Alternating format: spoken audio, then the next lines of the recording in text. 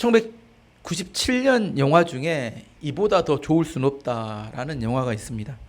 로맨틱 코미디 영화고 이렇게 나이든 50대 이상의 그 사랑 이야기인데 남자 주인공과 여자 주인공이 고백하는 사랑 고백이 헐리우드 역사상 가장 유명한 고백으로 알려진 영화입니다. 강박증에 걸린 남자 주인공 잭 니콜슨이라는 멜빈입니다. 이름은 식당 웨이트리스였던 여자 주인공 캐롤에게 이렇게 말합니다. 제가 영어로 말해보겠습니다. You make me wanna be a better man. 못 알아먹으니까 제가 해석을 해드릴게요. 당신은 나로 하여금 더 좋은 남자가 되기를 원하게 만들었어요. 이런 해석인데 내용이 이런 겁니다. 원래 멜빈은 강박증 환자였어요. 정신병이죠. 약을 꾸준히 먹으면 성질을 잘 안 냅니다. 근데 약을 띄엄띄엄 먹으면 성질이 괴짜합니다. 아주 물짜요. 괜히 화를 내고 성질을 냅니다. 근데 약을 잘 안 먹었어요. 근데 이 남자가 그 식당에 가서 그 웨이트리스 여자 캐롤을 만난 이후로 날마다 약을 먹고 있다는 겁니다. 왜?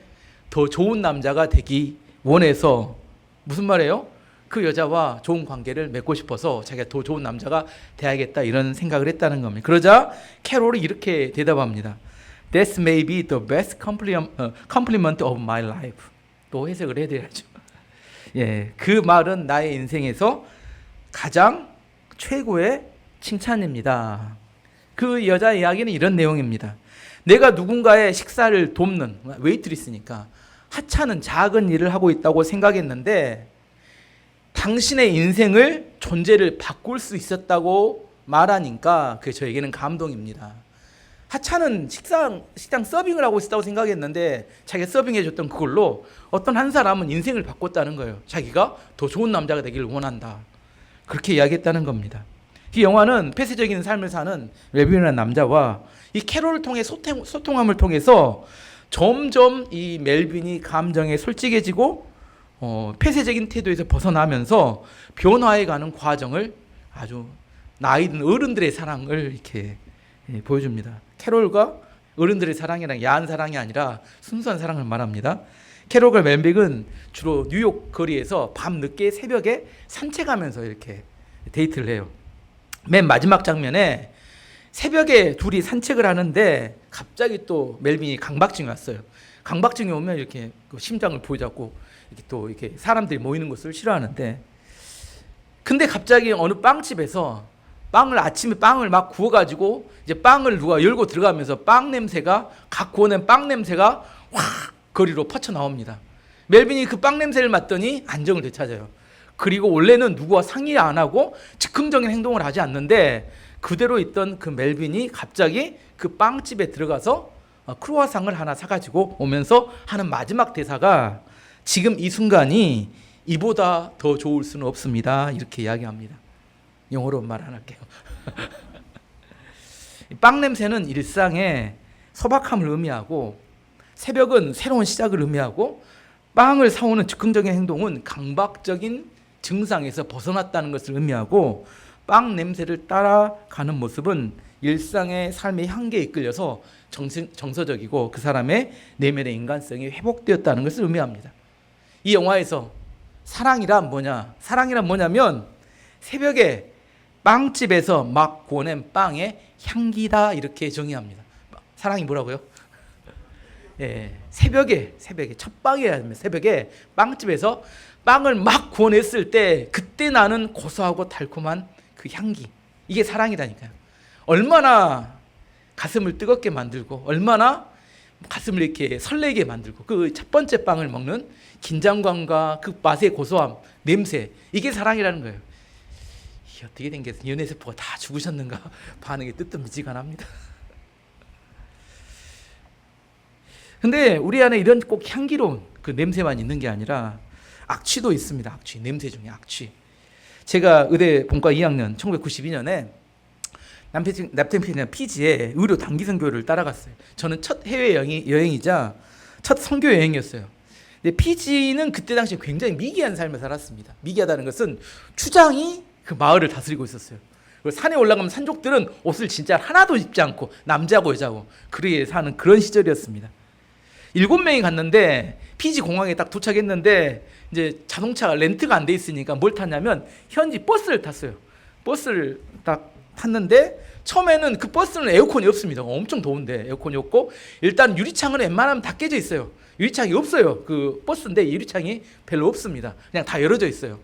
처음에 탔을 때는 사람이 별로 없었는데 완행이라 갈 때마다 사람을 태우는데 나중에는 그 피지 사람들을 꽉 찼어요. 근데 피지 사람들은 덩치가 엄청 큽니다. 근 남자고 여자고 몸에서 나는 암내가 거의 정신이 아찔할 정도예요. 그 사람들이 둘러싸였는데 전실이 아찔했는데 남자고 여자고 다 몸에서 목욕은 얼마나 안 했는지 막 다 냄새가 나요. 털은 뭐 원숭이처럼 부성부성 이렇게 남자 여자 털이 많은데 그때 구토가 나오려는데 참느니라고 고생했습니다. 울렁울렁 하는데 어쨌든 그때 제 생각은 선교하러 이곳까지 왔는데 이 정도는 참아야지. 예수님은 나를 위해서 십자가에서 죽으셨는데 이쯤이야. 생명의 결단을 걸고 그때 참았다는 이야기예요. 네, 그리고 나서 이제 돌아왔어요. 근데 어떤 환경이나 어떤 사람을 만나면 암내를 맞잖아요. 그럼 꼭 그때 상황이 생각이 납니다. 그때 이렇게 울렁울렁하고 토하려고 했던 그런 상황이 생각이 납니다. 후각은 우리 인간의 5대 감각 중에 가장 원시적이고 가장 원초적인 감각입니다. 다른 감각들은 대부분 대뇌를 거쳐서 느껴요. 좀 시간이 걸립니다. 눈으로 봐도 대뇌를 거쳤다가 그것을 인식을 하는 시간이 좀 걸리는데 후각은 대뇌를 거치지 않아요. 그냥 바로 느낍니다. 그래서 5감 중에 가장 먼저 반응하는 감각이 후각입니다. 내가 어떤 사람을 만났어요. 어떤 감각이 먼저 열린다고요? 후각. 그래서 아는 사람이 향수를 뿌려요. 왜 향수를 뿌리냐면 상대에게 좋은 감정을 주려고. 어떤 사람이 외모가 굉장히 멋졌어요. 딱 가서 이야기하려는 순간 딱 입을 벌렸는데 입냄새가 확 나요. 그럼 어떻게 돼요? 오만 정이 다 떨어집니다. 이게 냄새라는 게 그런 겁니다. 냄새가 가장 감정과 기억과 밀접한 연관이 있는 부분입니다. 그래서 이런 몸의 냄새를 보완하게 만드는 게 향수고, 향수가 가장 발달한 나라는 프랑스입니다. 프랑스. 우리가 향수는 잘 뿌리지 않아도 잘 아는 향수가 있어요. 샤넬 넘버 5. 이건 여자들 향수입니다. 샤넬 넘버 5는. 남자들로 유명한 향수는 디올 소바주. 샤넬은 프랑스 가방 하나씩 갖고 있잖아요. 그 정도는 아닌가. 디올은 루이비통을 만든 LVMH라는 회사에서 가지고 있는, 크리스찬 디올은 그 루이비통 회사의 자회사입니다. 그래서 다 프랑스 회사들이에요. 프랑스에서 주로 향수를 많이 만들었습니다. 프랑스에서 향수가 발달한 이유가 두 가지가 있는데 다 또 지저분한 이야기입니다. 프랑스 사람들은 목욕을 잘 하지 않는데요. 그래서 몸에서 나는 냄새를 감추려고 향수를 뿌리기 시작했다는 겁니다. 누군가 목욕을 오래 안 하고 향수 뿌리고 오면 뭐예요? 프랑스 사람이구나. 프렌치. 뭔 말인지 알아먹어야 돼. 목욕 안 하면서 향수 뿌리는 사람. 이게 프랑스 사람 같은 사람. 두 번째는 프랑스는 화장실이나 하수 처리가 제대로 갖추어지지 않았기 때문에 도시 전체가 악취가 막 엄청 많이 난대요. 파리 같은 도시는 악취가 전체적으로 다 너무 심하니까 그 악취를 안 맡으려고 향수를 뿌렸대요. 그래서 몸에서 나는 악취든지 아니면 도시에서 나는 악취든지 그 악취를 없애기 위해서 향수를 뿌리기 시작했습니다. 사람을 만나면 그 사람마다 다 독특한 냄새가 있습니다. 근데 누구는 몰라요? 자기는 몰라요. 왜냐하면 후각이 가장 예민한 것처럼 20초가 지나면 본인은 마취가 돼가지고 그 냄새를 못 느낍니다. 화장실 가면 화장실 냄새가 난다고 생각하지만 20초 의기원에 못 느껴요. 그러니까 화장실에 오래 앉아있죠. 남자들 핸드폰 들고 30분. 그래도 냄새를 못 맡아요. 20초만 지나면 그 냄새에 취해버립니다. 그래서 본인들은 자기에게 무슨 냄새가 나는지를 대부분 잘 모릅니다. 왜 그러냐면 자기는 삶이기 때문에. 가장 좋은 냄새, 사람마다 어제 나눠보기 때문에 나누는데 많은 공통점이 어린아이 피부에서 나는 살냄새, 부들부들한 피부에서 향긋한 살냄새가 굉장히 달콤하게 납니다. 어린아이들 피부에서. 반면에 나이가 들면 뭔 냄새가 나요? 할아버지, 할머니 냄새가 난다고 합니다. 그것은 노화된 피부에서 노넨알이라는 지방산 산화 부산물이 분비가 돼요. 그것이 내가 땀을 흘리지 않더라도 그 부산물이 몸에 분비가 돼서 묻어있기 때문에 나는 냄새예요. 어떻게 없을 수 있을까요? 목욕 자주 하셔야 돼요. 어쩔 수 없어. 근데 또 그 부산물이 어디에 있냐면 옷에 있어요. 우리 눈에 옷이 깨끗하다고 해서 옷이 절대 깨끗하지 않습니다. 그 부산물이 옷에 이렇게 녹아져서 묻어있기 때문에, 그래서 나이가 드실수록 뭐 해야 되냐면 옷을 자주 빠셔야 되고 또한 자주 목욕을 하셔야 돼요. 그래야 다른 사람이 느낄 때, 내가 어떤 사람을 만났을 때 호감을 주고 싶으면 냄새가 좋아야 한다. 시각이 아니에요. 시각은 이미 나중에 발생하고 후각이 가장 먼저 발생하기 때문에 먼저 뭐예요? 좋은 냄새가 맡게 하기 위해서는 옷을 자주 빨아 입어야 되고 그다음 목욕을 자주 하셔야 합니다. 영화 기생충을 보면 박 사장님 이성균 씨가 그 기택이죠. 이렇게 송강호 씨에게 이런 냄새가 난다고 이야기하는 장면이 나옵니다. 지하철 타는 사람들의 냄새가 나고 자기 아내한테 하는 이야기예요. 행주에서 나는 곰팡이 냄새가 난다. 사람들이 왜 그런 냄새가 나요? 영화 안 보셨어요? 또 성경만 보셨어요?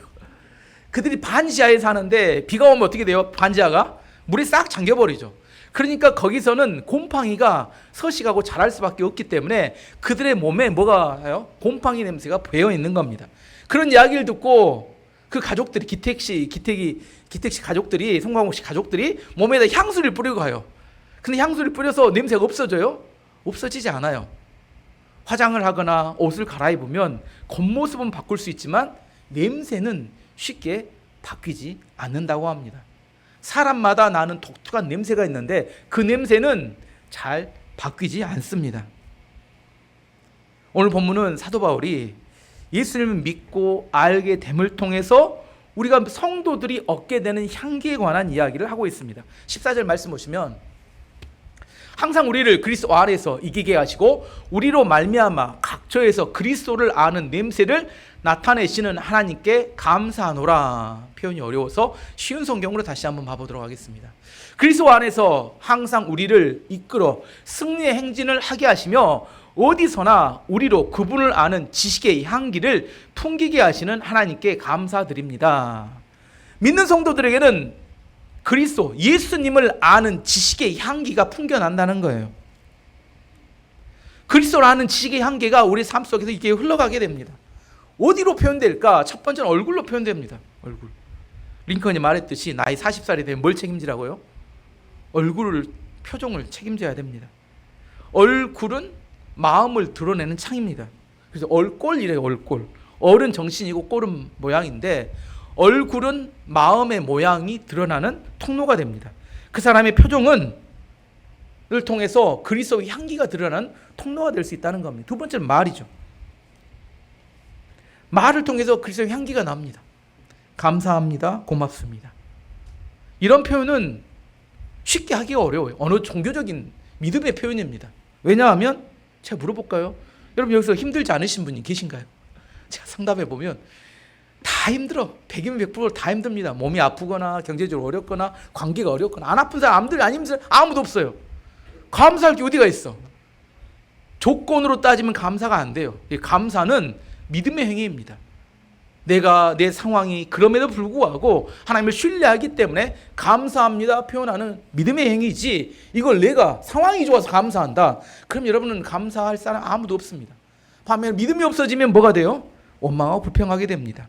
말은 그 사람의 향기가 되어 드러나게 됩니다. 구약 시대의 제사를 보면 번제단에 고기를 태워서 하나님께 제사를 드려서 올리는 제사가 번제라고 하는데 그 번제를 하나님이 좋아하셨다. 번제 중에 뭘 좋아하셨냐면 향기로운 냄새를 좋아하셨다, 그렇게 말합니다. 레위기 1장 9절 말씀 보시면 그 내장과 정강이를 물로 씻을 것이요 제사장은 그 전부를 제단 위에서 불살라 번제를 드릴지니 이는 화제라 여호와께 향기로운 냄새니라. 하나님이 그 번제로 타여 드린 거, 이걸 좋아하신다는 거예요. 빵 굽는 냄새 아까 처음에 좋은 냄새라겠죠. 고기 굽는 냄새는 어떤가요? 그것도 뭐 못지 않습니다. 살코기하고 지방이 있습니다. 어느 게 더 냄새가 좋아요? 살코기는 구수한 냄새라면 지방이 타는 냄새는 고소한 냄새입니다. 그래서 그 지방의 양을 마블링이라고 하죠. 소고기 마블링. 2 플러스 3 플러스 기름이 많이 낄수록 뭐예요? 냄새가 고소합니다. 심장에는 매우 안 좋습니다. 저는 우리 임경수 사모는 다 지방을 잘라내요. 그 귀한 지방을 살코기만 딱 요리해서 줍니다. 어쨌든 지방이 타는 냄새가 굉장히 향기롭습니다. 번제단에 올려진 고기는 누구를 상징하냐면 그 번제를 드릴 고기를 가져온 그 사람, 짐승을 가져온 사람을 상징합니다. 제사를 지는 장면을 설명해 보면 제사를 드리게 짐승을 가져왔어요. 그럼 가장 먼저 뭐 하냐면 안수기도를 합니다. 뭐 축복해 주는 안수기도일까요? 짐승한테? 그게 아니라 내 모든 죄가 이 짐승에게 전가를 시키는 겁니다. 이제 내가 죄인이 아니라 네가 죄인이야. 이 짐승이 뭐예요? 모든 죄가 다 뒤집어 쓰는 겁니다. 안수기도에서 죄를 뒤집어 씌워요. 그 다음에 어떻게 하냐면 칼로 심장을 찌릅니다. 그리고 피를 받아요. 피를 나중에 제단에 뿌려야 되니까 피를 받습니다. 피가 다 받아진 다음에 배를 갈라요. 내장을 긁어냅니다. 그리고 사지를 자릅니다. 왜 사지를 자르냐면 번제단에 올려서 이게 태우기 좋게 하기 위해서 이렇게 다 잘라낸 것들을 가서 씻어요. 물로 깨끗이 씻어가지고 온 다음에 번제단에 올려놓습니다. 그리고 불을 지펴요. 그러면 이 태워지면서 나는 향기로운 고기 타는 냄새가 하늘로 올라가면 하나님께서 이것을 매우 기뻐하셨다. 왜 기뻐하셨어요? 이 제단의 불이 태워지면서 내 죄가 함께 태워져서 없어지기 때문입니다. 하나님은 우리 죄가 태워져서 용서함을 받을 때 하나님 기뻐하신다는 거예요. 신약시대에 이 짐승을 대신하는 것은 예수님의 십자가에서 제물되어서 돌아가신 것을 의미합니다. 에베소 5장 2절 말씀 보시면 그리스도께서 너희를 사랑하신 것 같이 너희도 사랑 가운데서 행하라. 그는 우리를 위하여 자신을 버리사 향기로운 제물과 희생 제물로 하나님께 드리셨느니라.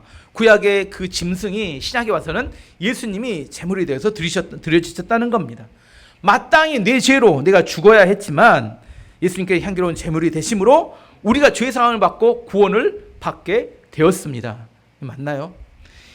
이 예수님의 희생을 통한 구원을 아는 사람, 이것을 기억하는 사람, 이것을 깊이 체험한 사람은 그 사람의 몸에서 그리스도의 향기가 나게 된다는 의미입니다. 호세아서를 보면 호세아 선지자가 우상 숭배로 무너진 이스라엘 백성들에게 이웃 나라의 침략을 받아 고통당하는 그들에게 이야기합니다. 너네들이 이런 고통을 당하는 이유가 뭔지 아냐? 너희가 하나님을 모르기 때문이다. 하나님이 어떤 분인지 잘 모르기 때문이다. 하나님이라는 이름을 알지만 하나님이 어떤 분인지 체험적으로 알지 못하고 무지하기 때문에 심판을 받는 거다, 이렇게 이야기합니다. 호세아 6장 1절 말씀 보시면 오라 우리가 여호와께로 돌아가자. 여호와께서 우리를 찢으셨으나 도로 낫게 하실 것이요 우리를 치셨으나 싸매어 주실 것임이라. 6장 3절 말씀 보시면 그러므로 우리가 여호와를 알자. 힘써 여호와를 알자. 그의 나타나심은 새벽 빛같이 어김없이 비와 같이 땅을 적시는 늦은 비와 같이 우리에게 임하시리라 하니라. 6장 3절 6절 말씀 보시면 나는 인애를 원하고 제사를 원하지 아니하며 번제보다 하나님을 아는 것을 원하노라. 하나님이 우리가 뭘 원한다고요? 하나님을 아는 것을 원한대요. 하나님 이름을 아는 걸 이야기하지 않아요. 체험적으로 하나님이 어떤 분인지, 어떤 성품을 갖고 계시는 분인지, 우리에게 어떻게 말씀하시고 일하시는 분인지 그것을 우리가 알기를 원하신다는 겁니다. 우리가 진짜 하나님을 알게 되면, 이성이 아니라 체험적으로 알게 되면 반드시 이전의 모습으로 그대로 살아갈 수는 없게 됩니다. 우리 예수님의 십자가의 은혜를 알고 부활의 능력을 알게 되면 이전 모습으로 그대로 살아갈 수는 없게 됩니다. 진짜 알게 되면 진짜 변하게 됩니다. 하나 예를 들어보면 동남아시아의 청년들이 한국은 와서 살고 싶은 선망의 나라라고 합니다. 코리안 드림을 꿈꾼다고 합니다. 그들은 한국에 올 기회만 있으면 동남아시아 청년들이 한국에 와서 뭐 하고 싶냐? 그들 오기 전에 뭐라고 생각하냐면 몇 년 동안 엄청 열심히 일을 해서 돈을 벌어가지고 동남아시아에 가서 집을 사고 결혼을 하고 이제 땅덩거리고 자리 잡고 살고 싶다. 이것이 동남아시아 청년들의 꿈이었대요. 그래서 실제 한국에 와서 몇 년 동안 열심히 일을 해가지고 돈을 모았습니다. 근데 문제는 돈을 모아서 이제 돌아갈 때가 됐어요. 4년 정도 하거나 8년 정도 2번 합니다. 두 번 8년 이상은 못 합니다. 4년에 8년 정도 합니다. 돌아갈 때가 됐는데 문제가 뭐냐면 한국에 적응을 해버린 거예요. 너무 편리한 교통시설, 안전한 치안, K 컨텐츠, 음식 문화까지 너무 이것들이 좋아진 거예요. 고생이 되더라도 이제는 못 돌아가겠다. 이 돈으로는 여기서 못 살아요. 평생 고생하면 살아야 돼요. 그래도 어디 살고 싶다? 그래도 한국에 살고 싶다. 왜 그래요? 진짜 알게 되면 그 이전의 모습으로 다시 그 캄보디아나 다시 베트남으로 돌아가서 예전처럼 그렇게 아무리 집이 있고 산다고 하더라도 살기가 쉽지 않다는 겁니다. 진짜 알게 되면 진짜 변화되게 됩니다. 내가 어설프게 아니까 변화되지 않는 겁니다. 진짜 우리가 예수 그리스도를 알게 되고 변화하게 되면 우리 안에서 자연스럽게 그리스도의 향기는 풍겨나는 겁니다. 우리가 만들어내는 게 아니라 향기가 저절로 나게 됩니다. 15절, 16절 말씀을 읽어보면 우리는 구원받은 자들에게나 망하는 자들에게나 하나님 앞에서 그리스도의 향기니 이 사람에게는 사망으로부터 사망에 이르는 냄새요 저 사람에게는 생명으로부터 생명에 이르는 냄새라. 누가 이 일을 감당하리요. 이걸 좀 더 설명해 보면 로마 시대의 장군들이 나가갖고 전쟁을 하잖아요. 고도 로마에 전쟁에 큰 승리를 하게 되면 원로원의 허가를 받아서 로마 시에서 개선 행진을 합니다. 개선 행진을 해요. 성부터 시작해서 광장을 거쳐서 마지막 종착지는 주피터, 제우스 신전까지 행진을 합니다. 근데 행진할 때 순서가 있어요. 맨 앞에는 전쟁에서 얻었던 전리품, 금은 보화, 많은 전리품들이 맨 앞에. 그때도 이렇게 금은 보화가 좋은가 봐요. 맨 앞에. 두 번째는 포로로 잡아왔던 장군들, 왕들, 포로로 잡아온 병사들 두 번째. 세 번째는 승리한 병사들. 승리한 병사들은 노래를 부르면서 세 번째. 네 번째는 개선 장군. 그 사두마차를 타고 월계관을 쓰고 개선 장군. 맨 마지막 다섯 번째는 로마의 시민들이 뒤를 따라갑니다.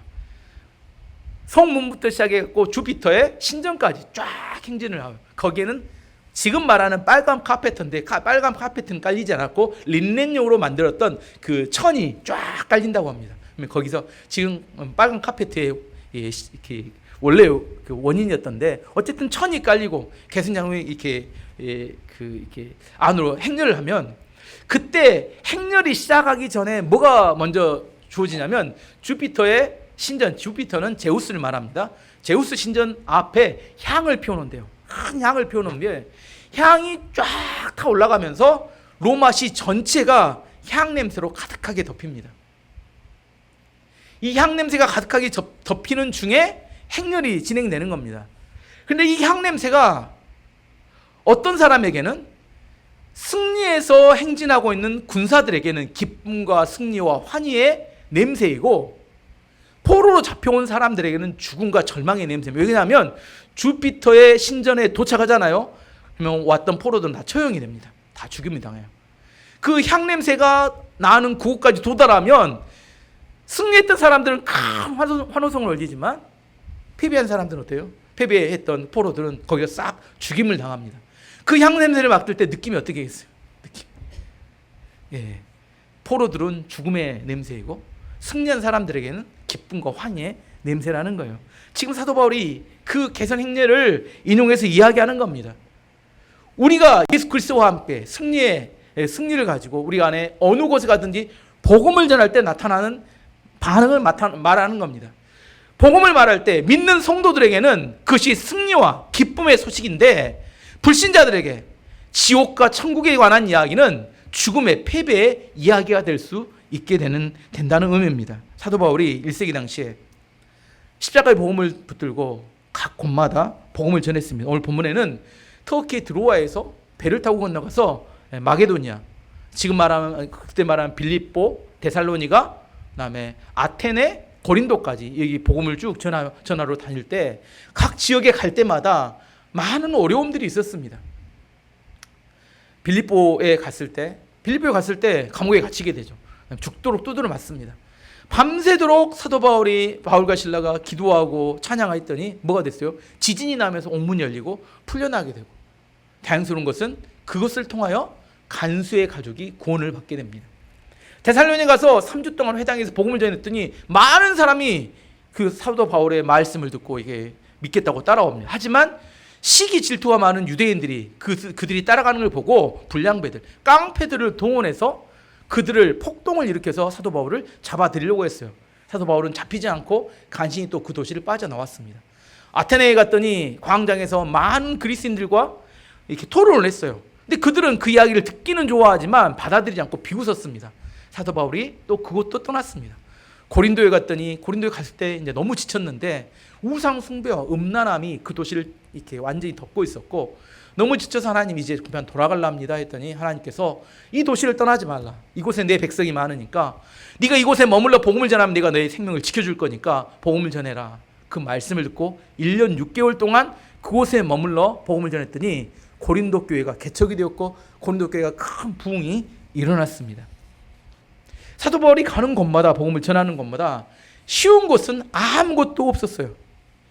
근데 가는 곳마다 무슨 있었어요? 진짜 복음을 듣고 변화되어서 구원받고 회복된 사람은 있었다는 겁니다. 우리가 사역을 하고 살아갈 때 시온에 데려가려는 게 아니라 항상 고난과 어려움이 따라옵니다. 하지만 그 고난과 어려움 중에 예수 생명을 붙들고 일어서는 사람은 꼭 있더라는 거예요. 사도 바울이 풍기는 그리스도의 향기가 어떤 사람에게는 구원과 생명의 소식이 되었습니다.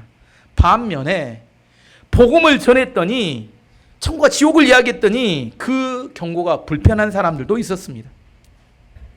바울이 말하지 않으면 죄에 대한 부담감도 느끼지 않고 지옥에 대한 두려움도 느끼지 않을 텐데 사도 바울이 자꾸 와서 복음을 전하니까 불편해요. 그래서 어떻게 해요? 감옥에 쳐놓고 죽여버려야겠다 이런 생각을 한다는 겁니다.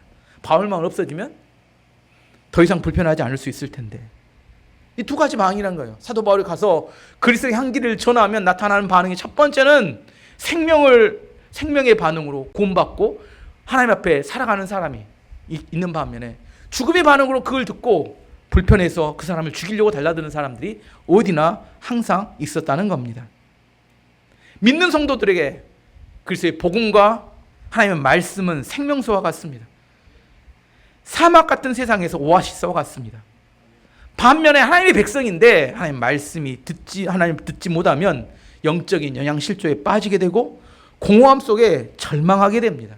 그걸 성경에서는 말씀이 없는 기갈이라고 합니다. 아모스 8장 11절에 13절까지 말씀 보시면 주 여호와의 말씀이니라 보라 날이 이를지라 내가 기근을 땅에 보내리니 양식이 없어 주림이 아니며 물이 없어 가람이 아니요 하나님의 말씀을 듣지 못한 기갈이라 사람이 이 바다에서 저 바다까지 북쪽에서 동쪽까지 비틀거리며 여호와의 말씀을 구하려고 돌아다녀도 얻지 못하리니 그날에 아름다운 처녀와 젊은 남자가 다 갈아여 쓰러지리라. 말씀이 없이 살아가면 편할 것 같은데 꼭 포도나무 가지에서 포도나무에서 포도나무 가지가 떨어져서 말라 비틀어지는 것처럼 기진맥진하며 쓰러지고 맙니다. 힘이 없어요. 능력이 없습니다. 일어날 소망이 없습니다. 왜냐하면 하나님께서 사람을 창조하실 때 하나님의 입에서 나오는 모든 말씀으로 살게 인간을 디자인해 놓으셨기 때문입니다. 우리가 하나님의 말씀을 먹으면 그 말씀 때문에 우리의 몸에서 그리스도의 향기가 흘러가게 됩니다.